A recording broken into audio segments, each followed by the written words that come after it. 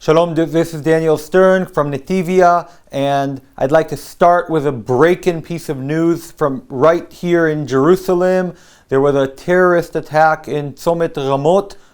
Two terrorists came with automatic weapons and fired into the intersection. There are so far at least 5 casualties, and the medical teams are fighting for the life of one more. I'm sure by the time you get this, you'll be able to find more information and more updated information about this. So pray for the injured, pray for the families of the deceased. But let's move on to the 2 stories that I was going to tell you about today. I wanted to talk about Donald Trump's newiest, new again, rinse and repeat, Gaza deal. And this one, the newest one, has surfaced directly from the Oval Office. Let's go into the nitty-gritty and see if there's really anything new about it, and if it will finally end the war, return the hostages, and free Gaza from Hamas. So, what is the difference between Donald Trump's new Gaza deal versus the earlier drafts and earlier deals and earlier negotiations? So here's the main difference. All hostages get released on day 1. The reported U.S. offer would have all 48 remaining hostages, dead or alive, returned on the first day of the ceasefire, instead of phased releases across weeks, as in prior frameworks. For example, a 42-day truce with 3-day phases or a 60-day pause. And in return, Israel would free thousands of Palestinian prisoners, and negotiations to end the war would continue during the truce. Now, the proposed stipulation is that an immediate ceasefire will commence once all 48 hostages are released on day 1. This would halt IDF operations and Hamas rockets and mortar fire, creating a pause in active combat, and during the pause, both sides are required to enter negotiations on the bigger questions.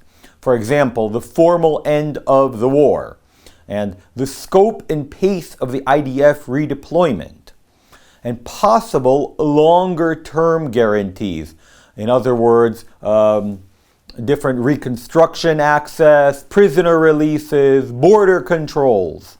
Now, as we can see, the main and really the only difference between this and any previous suggestion is the release of all the hostages on day 1. Let's see how each of the sides responded publicly to this new deal. So first of all, Donald Trump, the White House, has already stated that Israel has accepted the terms and has warned Hamas that this is their final chance. In Israel, officials say the proposal is under serious consideration, which is basically a term used to indicate that they are willing without saying yes, and to make Hamas come out as the ones who are rejecting it. It's not actually saying yes, but is a kind of yes. Kind of like, we're really willing to do this great deal. It's the other side that's problematic. Though some Israeli media have framed it more than just serious consideration, but as that it has accepted it. Although I'm guessing they are quoting the White House and not actually any Israeli politicians, since on-record confirmations are very thin so far. Publicly, Jerusalem is also, for the last few weeks, been signaling its readiness for a major operation in Gaza City, which of course complicates the timing, but more than complicates it, it is what produced the pressure to even bring this new, quote-unquote new, concept to the table. Hamas has said it received the U.S. ideas and is ready to negotiate, while once again restating its core demands. In other words, an end to the war and Israeli withdrawal and a rebuilding of Gaza, and of course nothing to do with their disarmament and release of control. So, now, let's see what changes are wanted to be implemented by the different sides. So, Hamas wants a clear commitment to end the war and a full IDF withdrawal from Gaza, not just a temporary pause. And this shifts the deal from a hostage for truce swap into a war termination package and reopening of issues that the Israeli leaders have resisted. Israel's proposed changes are, of course, security red lines, things they will not cross, which have remained unchanged. For example, continued pressure on Hamas, active military operations, and refusal to commit to a full withdrawal and end of the hostilities, in particular, refusal to commit to withdrawing from the Philadelphi Corridor, which I'll remind all of you guys is the border line between the Gaza Strip and Egypt, where the vast majority of all smuggling in and out happens, whether it's weapons in, hostages out. That is a red line that Israel cannot allow, because if it does, then Hamas can continue its smuggling of weapons, but also its smuggling of everything else, including human trafficking, including contraband, which just enriches it and allows it to continue existing.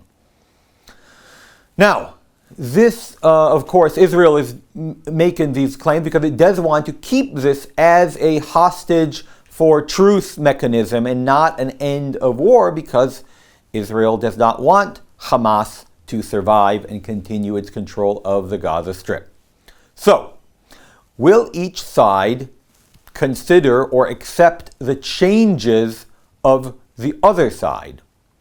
Obviously, Hamas will not accept is unlikely to accept Israel's proposed changes of not wanting it to be an end of war thing and not have the hostility stop. And obviously Israel will not accept Hamas's changes to be an end of war and to stop everything. These things are counter to each other, are at odds, and will not work. Hamas has been stating that they want end of war since the middle of 2024. Of course, their end of war is different than Israel's end of war. Israel wants an end of the war too, just with Hamas gone and the hostages returned. So, the bottom line is, will this deal go through when all the previous ones have failed? So, there is an above zero, but very low chance that this new sequence, all the hostages at once on the first day, will work. It's, Donald Trump is pushing, but he's trying to, and it has made the clearest opening in the last few months for the two parties, especially with the Israeli military pressure in the background. But the odds are that this will, like all the previous ones, not end in success. Like I said a moment ago, the two worldviews, the two goals are at complete odds. Hamas' desire to stay alive, armed, and in control, and to have Israel withdraw from Gaza and end the war. And for this to happen, they have to keep hostages as insurance. Israel's desire is to have all the hostages returned and not have Hamas in control of the Gaza Strip, armed, deadly, and ready to do an October 7th once again. Both these goals are at odds, and I don't expect any white smoke will come out of any chimneys anytime soon. Now, let's move on, but before we do so, I'd like to ask you to like, subscribe, share, comment, do all the little things that just take you a moment but really help us a lot. So, this is a story that came up a few months ago, and people were commenting in this channel about my videos saying, how can you defend Israel? They did this and this and this. They're so terrible. They did that. Look at this story. Listen to this fellow. And here's the story. It's a crazy story. that once again shows us how quick people are to smear Israel and how much quicker the media amplifies these anti-Semitic blood libels. In July, former GHF, Gaza Humanitarian Fund contractor, Tony Aguilar, claimed that an 8-year-old boy, whom he named Amir, approached him at the Gaza Humanitarian Foundation food distribution site. He claimed it was site number 2, in fact, kissed his hand in thanks for the food, and then was shot and killed by IDF forces. He described the scene in vivid detail and appeared on multiple platforms, including podcasts like Tucker Carlson and channels like NBC, and even with a Democratic senator. And and said that this happened is terrible, and he smeared the IDF. The GHF quickly denied the allegations as fabricated and stated that Aguilar was terminated for misconduct. The GHF then launched a thorough and high-risk investigation, driven by their concern that the child might be targeted amid the viral narrative, since, if he were alive, Hamas would want him to stay dead to give credit to the lie. They confirmed that the child's true identity was, in fact, Abdul Rahim Muhammad Hamdan, known by his family as Abud, nearly 9 years old, and not Amir. Through facial recognition, biometric data, and verification with his mother and stepmother, they confirmed he is alive, wearing the same shirt, and that he was safely extracted with his mother to an undisclosed secure location. Many media outlets in the last 2 days have confirmed. Fox News published footage from an exclusive interview with the boy and his mother after the safe extraction. The media line covered the GHF's investigation and confirmed the falsity of Aguilar's claim.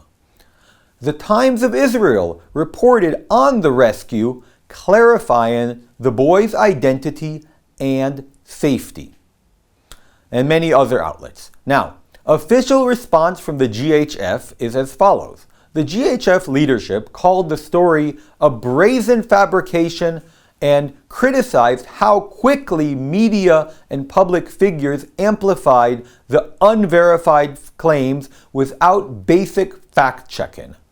They called on outlets and policymakers to issue corrections and emphasized that the child's life had been placed at risk by the rumor, which is very true. The child's life was placed at risk because Hamas, who is not a benevolent, good-willed organization, but in fact is a barbaric, cruel, terrorist organization, would be much faster to slaughter this 9-year-old boy than to go against this lie which has done so well for them in the sphere of public media. Tony Aguilar's claim was thoroughly debunked. Abud was found alive and safe. The story has been confirmed by multiple reputable news organizations and vetted with biometrics and direct confirmation from GHF. The media and public response was too quick to amplify. Many platforms ran the story without verifying basic facts, in some cases perpetuating a false narrative with real-world risks. GHF's quick and diligent fact-checking protected a child's safety, unraveling a dangerous misinformation campaign that could have had dire consequences. This is a stark reminder of how critical, rigorous verification is, especially in conflict zones. Before amplifying emotionally charged claims, people have to check the facts. And especially when the conflict has two sides, and one of the sides are verified and known liars, and the other side generally tells the truth. Israel has multiple times taken accountability for mistakes, for errors, for tragic deaths that, of course, could have been avoided if Hamas didn't break international law by embedding itself within civilian populations. But nevertheless, Israel has taken accountability or recognized the events. On the other hand, Hamas lies constantly, threatening the media, perpetuating lies. For example, just a week ago, there was a Hamas lie that 5 IDF soldiers were kidnapped that then was published by Al Jazeera and other outlets. It was a lie, no, never happened, but sure, let's go with it. So we have one side that tells lies and the other that tells the truth.